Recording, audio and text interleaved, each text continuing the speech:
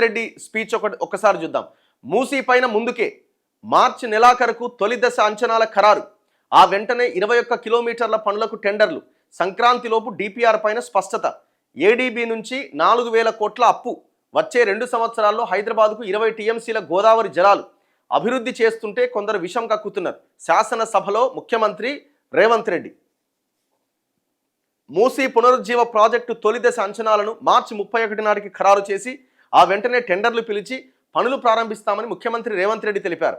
మొదటి దశలో గండిపేట్, హిమాయత్ సాగర్ నుంచి గాంధీ సరోవర్ వరకు 21 కిలోమీటర్ల మేర పనులు చేపడతామని చెప్పారు. ఇప్పటికే ప్రాథమిక నివేదికను కేంద్రానికి సమర్పించాం. వారు అడిగిన కొన్ని వివరణలకు సమాధానాలు పంపుతున్నాం. సంక్రాంతిలోగా డిపిఆర్ పైన స్పష్టత వస్తుంది. అది సిద్ధమయ్యాక ఎమ్మెల్యేలందరికీ పవర్ పాయింట్ ప్రజెంటేషన్ ద్వారా వివరిస్తాం. మూసీ ప్రక్షాళనకు ఏషియన్ డెవలప్మెంట్ బ్యాంక్ ఏడీబీ 4,000 కోట్లు అప్పిచ్చేందుకు అంగీకరించింది. రక్షణ శాఖకు చెందిన భూములు ఇచ్చేందుకు కేంద్రం అంగీకరించింది. రాబోయే 2 సంవత్సరాల్లో 7,000 కోట్లతో గోదావరి నుంచి 20 టీఎంసీలు హైదరాబాద్కు తరలిస్తాం. ఇందులో 15 టీఎంసీలతో ప్రజల దాహార్తిని తీరుస్తాం. ఇది ఇంకొక ప్రాజెక్టు. ఇప్పుడు ఏమంటున్నాడు? గండిపేట నుంచి హిమాయత్ సాగర్ నుంచి గాంధీ సరోవర్ వరకు 21 కిలోమీటర్ల మేర పనులు చేస్తాం. ఆడో పెద్ద గాంధీ విగ్రహం పెడతాం. దానికోసం 4,000 కోట్ల అప్పు తేబోతున్నాం అని అంటున్నాడు. ఇది ఎందులో భాగం? మూసీ ప్రక్షాళనలో భాగం. ఇప్పుడు మూసీ ప్రక్షాళన అంటే మూసీ వికారాబాద్ కొండల్లో నుంచి స్టార్ట్ అయ్యి గండిపేట్, హిమాయత్ సాగర్ గుండా హైదరాబాద్ ఆ బాపుగాడ్ దగ్గర ఎంటర్ అయ్యి ఇట్లా వెళ్ళి ఆ వాడపల్లి దగ్గర కలుస్తుంది. వాడపల్లి, ఓడపల్లి ఏదో అంటారు, కృష్ణా నది అట్లా వెళ్ళిపోతుంది. సో ఎక్కడ సమస్య ఉన్నది? ప్రక్షాళన అంటే ఏంది? ప్రక్షాళన అంటే మూసీ ప్రక్షాళన అనే చర్చ ఎందుకు వచ్చింది?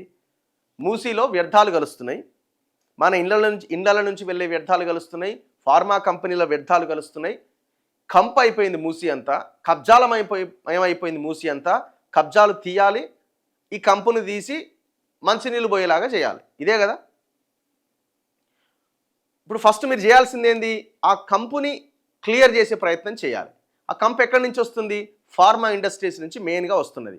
దాన్ని ఆపే ప్రయత్నం ఏమన్నా, దానికోసం ఏమన్నా రుణాలు, డబ్బులు ఏమైనా ఉన్నాయా? ఇలా ఆ ఫార్మా కంపెనీల నుంచి వచ్చే వ్యర్థాలు ఆపే ప్రయత్నం ఏమైనా చేసే ప్రక్రియ ఏమన్నా ఇందులో ఉందా? ఏమీ లేదు. మంచిగా ఉన్న మూసీ దగ్గరికి పోయి కలరింగ్ ఇస్తున్నారు అనమాట. ఇప్పుడు వీళ్ళు పెయింట్లెస్ చేయబోతున్నారు. మీకు అసలు బాపుగాడ్ దాకా మూసీకి ఎలాంటి ఇబ్బంది లేదు. అంటే పెద్దగా సమస్య లేదు. ఏమైనా చిన్న చిన్న సమస్యలు ఉంటే ఉండొచ్చేమో. పెద్ద ఎత్తున కబ్జాలు ఏం లేవు, పెద్ద ఎత్తున అక్కడ చెత్త వాటర్ కూడా ఏం లేవు. మరి ఇప్పుడు ఇదా చేయాల్సింది? లేకపోతే ఇప్పుడు హైదరాబాద్కి ఎంటర్ అయిన తర్వాత ఈ కోర్ హైదరాబాద్ ఏరియాలో ఉన్న ఈ మూసీని ఆ వ్యర్థాలు రాకుండా చేసే ప్రయత్నం చేయాలనా? ఏం చేద్దాం అనుకుంటారు ఈ 4,000 కోట్లతో? ఇప్పుడు గాంధీ విగ్రహం పెద్దది పెడితే, గాంధీ విగ్రహం ఆ పెద్ద విగ్రహానికి కూడా ప్రాణం వస్తే, ఈడ నన్నెందుకు పెట్టిరని ఆయన ఈ కంపెనీ పీల్చలేకపోతున్నా అంటాడు ఆ గాంధీ కూడా. మీరు ఫస్ట్ చేయాల్సింది గాంధీ విగ్రహమో, ఈ సరోవరో, ఇంకోటో కలరింగో. ఇప్పుడు డిఫెన్స్ భూమిని తీసుకుని పెద్ద పార్క్ లాగా కట్టి ఏదో చేయబోతున్నారు. ఇది అంత నీడ్ కూడా ఏం కాదు. ఇది మీరు ఫస్ట్ ఈ వ్యర్థాలని అన్నింటినీ కూడా మూసీలోకి రాకుండా ఫస్ట్ అడ్డుకట్ట వేసే ప్రయత్నం చేయండి. ఆ ప్రయత్నం ఎందుకు జరగదు? అందరూ ఇలా చెప్పింది చూడుగా.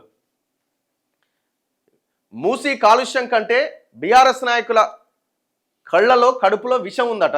అది అంతకంటే ప్రమాదం అట. సరే, అది పక్కన పెడితే ఫార్మా కంపెనీల వ్యర్థాలతో మూసీ కాలుష్యమైందట. మరి ఎందుకు ఆపుతలేదు? మీరే అంటున్నారు కదా. మరి ఇప్పుడు ఆ 4,000 కోట్లతో గాంధీ విగ్రహం పెట్టి పార్కు కట్టాలనా, లేకపోతే ఈ ఫార్మా కంపెనీల వ్యర్థాలతో మూసీ కాలుష్యాన్ని ఆపాలనా? ఏది ఫస్ట్ చేయాలా? అడగాల్సినోడు అడగడు, బహిష్కరణ. మహిళలు గర్భం దాల్చలేని దుస్థితి ఏర్పడింది. వాస్తవం కదా ఇది. మరి దానికి ఏం చేయాలా? ఫార్మా కంపెనీ వ్యర్థాలు ఆపాలా? మూసీ ప్రక్షాళన చేయాలో వద్దో చెప్పాలి. డిపిఆర్ సిద్ధమయ్యాక శాసనసభలో పెడతాం. మూసీని నైట్ ఎకానమీగా మారుస్తాం.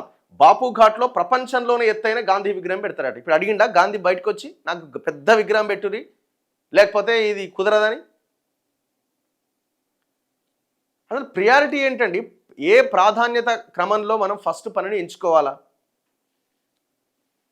నార్సింగ్లో శివాలయం కడతారట, మసీద్ కడతారట, సిక్ చావ్నీలో గురుద్వారా కడతారట, ఉప్పల్లో మెదక్ లాంటి చర్చి కడతారట, గండిపేటకు 20 టీఎంసీల గోదావరి జలాలు తరలిస్తాం, 365 రోజులు మూసీలో మంచినీళ్లు పారిస్తాం, లక్షలు కోట్ల రూపాయలు పెట్టి సోషల్ మీడియాలో నాపైన దుష్ప్రచారం చేస్తున్నారు, రియల్ ఎస్టేట్ బ్రోకర్ అంటూ బదనాం చేస్తున్నారు.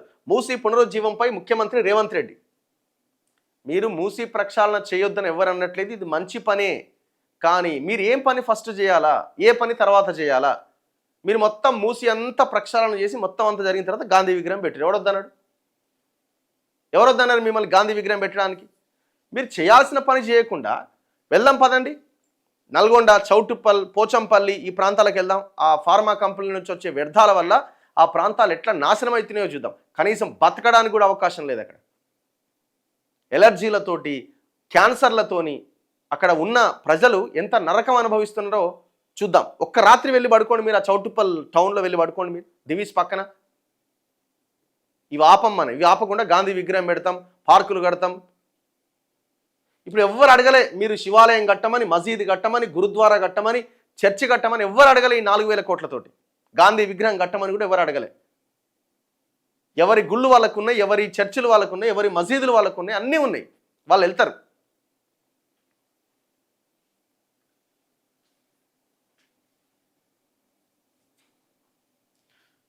సో ఇది నిజంగా చాలా దారుణమైన విషయము. అడిగేటోడు కూడా ఎవడు లేడు.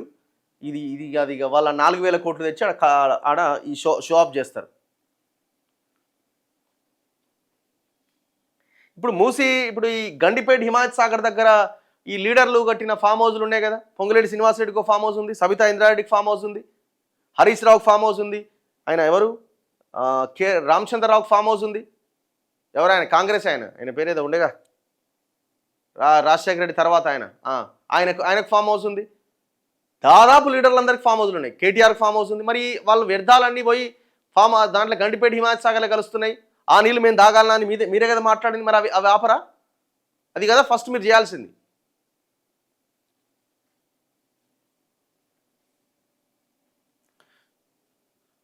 చలో నెక్స్ట్ మిగతా వార్తల్లో, అసెంబ్లీ సమావేశాలు బహిష్కరిస్తున్నాం, ప్రభుత్వ తీరుకు నిరసనగా ఈ నిర్ణయం, బీఆర్ఎస్ వెల్లడి. శాసనసభ నుంచి గన్ పార్క్ వరకు నినాదాలతో ప్రదర్శన. శాసనసభను స్పీకర్ ఏకపక్షంగా నడుపుతున్న తీరుకు ముఖ్యమంత్రి రేవంత్ రెడ్డి అప్రజాస్వామిక, అసభ్యకర ప్రవర్తనకు నిరసనగా ఈ విడత అసెంబ్లీ సమావేశాలు పూర్తిగా బహిష్కరిస్తున్నట్లు బీఆర్ఎస్ ప్రకటించింది. ఇది బీఆర్ఎస్ వాళ్ళకు కూడా నచ్చలేదు. యాక్చువల్గా ఈ బహిష్కరణ అన్నది జరిగేవే 4-5 రోజుల సమావేశాలు. అందులో మీరు అపోజిషన్ పార్టీలో ఉన్నారు. అపోజిషన్ శాసనసభాపక్ష నాయకుడు కేసీఆర్ అసెంబ్లీకి రాలే ఇంతవరకు సమావేశాలకి. అసెంబ్లీలో చర్చ జరుగుతున్న సమయంలో ఆయనే బయటకు వచ్చిండు. కేసీఆర్ బయటకు వచ్చి పాలమూరు రంగారెడ్డి మీద చర్చ జరగాలి, తోలు తీస్తాం అన్నాడు. తోలు తీయాల్సిన నువ్వు మరి ఆయన లాగుల తొండలనగానే భయపడి వెళ్ళిపోయినావా? లేకపోతే నీకు తోలు తీస్తానికి ఏం కత్తి దొరకలేదా? ఇంకేం దొరకలేదా? పనిముట్లు దొరకలేవా?